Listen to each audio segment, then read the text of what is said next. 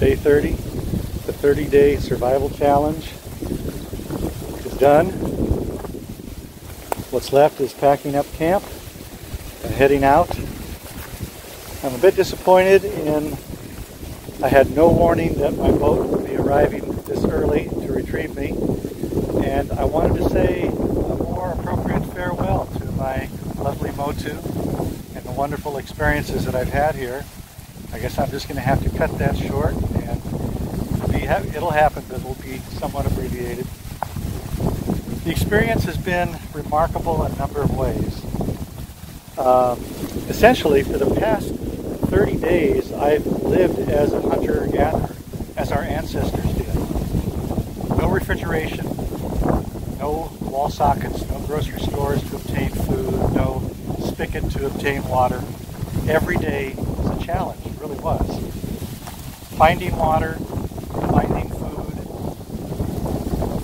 but that was part of the adventure. That's what I was seeking, and that's what I found. What did I like? What did I not like? The worst part of the trip were essentially the nighttime.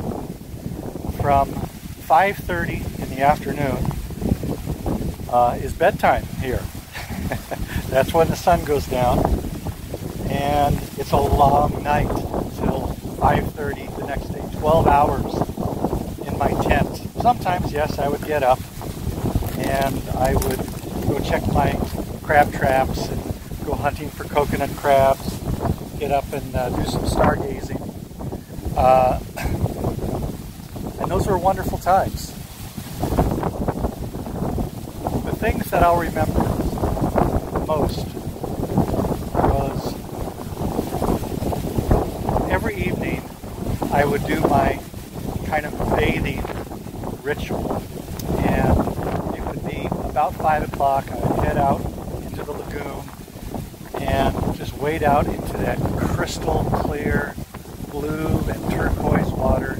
So refreshing, and do my normal hygiene things, brush my teeth, maybe wash my hair, things of that nature. And then when I was done, I would just lay back, float on my back, and completely, without effort, just literally not a muscle in my body would have to move. I would lay there, motionless. And I would look up at the heavens, and it was remarkable. I mean, it was just, it's unless you can experience it, there's no way for me to describe that to you. It was a remarkable experience.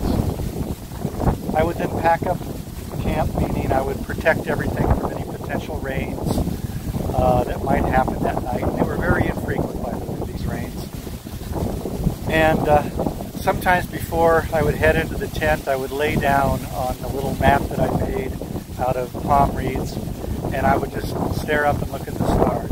Or better yet, I would get up at 1 o'clock in the morning and I would lay on that mat and I would look at the stars. And let me tell you, it's a life-changing experience. It's so awe-inspiring. It's no wonder that our ancestors were mesmerized by the constellations and the planets. Just mind-blowing. And strangely enough, regarding the island itself, you know, you can see behind me the beautiful lagoon and snorkeling out there and playing with the fish and going through the coral, and all that was a wonderful experience. But the interior of this Motu was unexpectedly tantalizing. It was like a prehistoric jungle. And I absolutely loved exploring in there and finding little alcoves and areas that were just remarkable. Just, I mean, they were atriums, they were canopies of tree leaves, and just so special. Just love that. So my time here is done. I will carry the experiences with me for the rest of my life. And I hope you've enjoyed this journey with me. It's been a life-changing experience. If you have, I encourage you to pass this on to your friends and let them experience the journey with us. Bye bye now.